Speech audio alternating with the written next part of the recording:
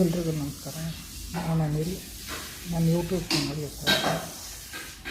ನಾನು ಹಳೆಯ ವಿಡಿಯೋದಲ್ಲಿ ಅದ್ರ ಬಗ್ಗೆ ಮಾತಾಡಿದ್ದೆ ಅಂದರೆ ಈ ಕತೆ ಬಗ್ಗೆ ಮಾತಾಡಿದ್ದೆ. ಇವತ್ತಿನ ಈ ವಿಡಿಯೋದಲ್ಲಿ ಹೊಸದೊಂದು ಕತೆ ಬಗ್ಗೆ ನಾನು ಮಾತಾಡಬೇಕಂತ ಅಂದ್ಕೊಂಡಿದ್ದೀನಿ. ಈ ಕತೆ ಒಂಥರ ಸಿಂಪಲ್ಲಾಗಿ ಚೆನ್ನಾಗಿದೆ, ಆಮೇಲೆ ಎಲ್ರಿಗೂ ಇಷ್ಟ ಆಗುತ್ತೆ ಅಂತ ಅಂದ್ಕೊಂಡಿದ್ದೀನಿ. ಕಥೆಯನ್ನು ಏನಂತ ಅಂದರೆ, ಒಂದು ಹಳ್ಳಿನಲ್ಲಿ ಒಬ್ಬ ಹುಡುಗ ಇರ್ತಾನೆ. ಆ ಹುಡುಗನ ಹೆಸರು ಬಂದು ಸಂಜಯ್ ಅಂತ. ಆ ಹುಡುಗ ಚಿಕ್ಕವನಿರ್ಬೇಕಾದ್ರೆ ಅವ್ರ ಅಮ್ಮ ಸತ್ತೋಗ್ಬಿಡ್ತಾಳೆ. ಅವನಿಗೆ ಅವ್ರ ಅಪ್ಪ ಮಾತ್ರ ಇರ್ತಾನೆ. ಮತ್ತು ಆಮೇಲೆ ಅವ್ರ ಅಪ್ಪ ಇದ್ದು ಇವ್ರ ಅಮ್ಮನೇ ಸತ್ತೋಯ್ತು. ಆಮೇಲೆ ಇರೋದು ಒಬ್ಬನೇ ಮಗ. ಆಮೇಲೆ ಅವನನ್ನು ಈ ಸಿಟಿಗೆ ಕರ್ಕೊಂಬಂದು ನಾನು ಒಳ್ಳೆ ಸ್ಕೂಲ್ ಸೇರಿಸಿ ಚೆನ್ನಾಗಿ ಓದಿಸ್ಬೇಕು ಅಂತ ಅಂದ್ಕೊಂಡಿರ್ತಾನೆ. ಮತ್ತು ಆಮೇಲೆ ಆ ಹುಡುಗನ ಕರ್ಕೊಂಬಂದು ಒಳ್ಳೆ ಸ್ಕೂಲ್ಗೆ ಹಾಕಿ ಓದಿಸ್ತಾನೆ.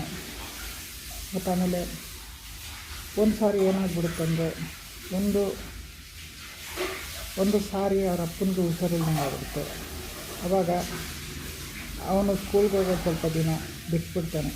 ಆಮೇಲೆ ಸ್ಕೂಲ್ಗೆ ಹೋಗ್ತಾನೆ. ಅಲ್ಲಿ ಆಗಿರೋಂಥ ಪಾಠ ಪ್ರವಚನಗಳು ಮತ್ತು ಯಾವುದೂ ಅವನಿಗೆ ಸಿಗೋದಿಲ್ಲ. ಮತ್ತು ಆಮೇಲೆ ಅವನ ಯಾವುದೂ ನೋಟ್ಸ್ ಸಿಕ್ಕಲಿಲ್ಲಲ್ಲ. ಆಮೇಲೆ ಅವನು ಕೂಡ ಸುಮ್ಮನಾಗ್ಬಿಡ್ತಾನೆ. ಅವನು ತುಂಬ ಚೆನ್ನಾಗಿ ಓದುವಂಥ ಸ್ಕೂಲ್ ಇರ್ತಾನೆ. ತುಂಬ ಒಳ್ಳೆ ಮಾರ್ಕ್ಸ್ ಕೂಡ ತೆಗಿತಿರ್ತಾನೆ. ಅವನಿಗೆ ಯಾರೂ ಹೆಲ್ಪ್ ಮಾಡೋದಿಲ್ಲ. ಆ ಫ್ರೆಂಡ್ಸ್ ಬಂದುಬಿಟ್ಟು ಯಾರೂ ಅವನಿಗೆ ನೋಟ್ಸ್ ಕೊಡೋದಿಲ್ಲ. ಆಮೇಲೆ ಇದ್ದುಬಿಟ್ಟು ಎಕ್ಸಾಮ್ ಬರ್ತೈತೆ. ಮತ್ತು ಆಮೇಲೆ ಎಕ್ಸಾಮ್ಗೆ ಅಟೆಂಡ್ ಆಗ್ತಾನೆ. ಆ ಎಕ್ಸಾಮಲ್ಲಿ ಅವನಿಗೆ ತುಂಬ ಕಡಿಮೆ ಅಂಕ ಬರ್ತೈತೆ. ಪಾಸ್ ಆಗ್ತಾನೆ, ಆದರೆ ಕಮ್ಮಿ ಅಂಕ ಬರ್ತೈತೆ. ಆಮೇಲೆ ಅವ್ರ ಅಪ್ಪನ ಹತ್ರ ಹೋಗ್ತಾನೆ. ಹಿಂಗೆ ಮಾರ್ಕ್ಸ್ ಎಲ್ಲ ತೋರಿಸ್ತಾನೆ. ಮಾರ್ಕ್ಸ್ ಎಲ್ಲ ತೋರಿಸಾದ್ಮೇಲೆ ಅವ್ರ ಅಪ್ಪ ಹೇಳ್ತಾನೆ, ಯಾಕೆ ಇಷ್ಟೊಂದು ಕಡಿಮೆ ಮಾರ್ಕ್ಸ್ ಬಂದಿದೆ ಅಂತ. ಅದಕ್ಕೆ ಅವನಿದ್ದು ಹಿಂಗೆ ನೀವು ಹುಷಾರಿಲ್ದಾಗ ಆದಾಗ ಆವಾಗ ನನಗೆ ಯಾರೂ ನೋಟ್ಸ್ ಕೊಡಲಿಲ್ಲ. ಎಲ್ಲ ಫ್ರೆಂಡ್ಸ್ ಹತ್ರ ಹೋಗಿ ಕೇಳಿದೆ, ಮತ್ತು ಎಲ್ಲರೂ ನೋಟ್ಸ್ ಕೊಡಲಿಲ್ಲ.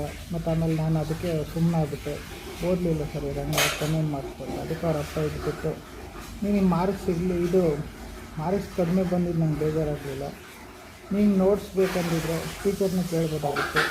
ಹಂಗೂ ಬೇಕಾದ್ರೆ ನಾನೇ ಹೆಲ್ಪ್ ಮಾಡ್ತಿದ್ದೆ, ನಾನೇ ಹೋಗೋ ನೋಟ್ಸ್ ಇಸ್ಕೊಂಡು ಕೊಡ್ತಿದ್ದೆ. ನೀನು ಸುಮ್ಮನಾಗಿದ್ದು ನಿನಗೆ ತಪ್ಪು. ಇಲ್ಲಿ ಯಾರಿಗೂ ಸಹಾಯ ಮಾಡೋದಿಲ್ಲ. ನಾವು ಹೋಗಿ ಕೇಳಿ ಇಸ್ಕೊಂಡು ನಮಗೆ ನಾವೇ ಓದಬೇಕು. ಯಾರೂ ಇಲ್ಲಿ ಓದು ಅಂತಲೂ ಹೇಳಲ್ಲ, ಯಾರು ಇಲ್ಲಿ ಚೆನ್ನಾಗಿ ಇದು ಮಾಡು ಅಂತಲೂ ಹೇಳಲ್ಲ. ಹಂಗಾಗಿ ಇದಾದಮೇಲೆ ಆ ಹುಡುಗನಿಗೆ ಏನಾಯ್ತಂದರೆ, ನಾವು ಮಾಡಿದ ತಪ್ಪಲ್ಲ, ನಾನು ಸುಮ್ಮನೆ ಇರಬಾರ್ದಾಗಿತ್ತು.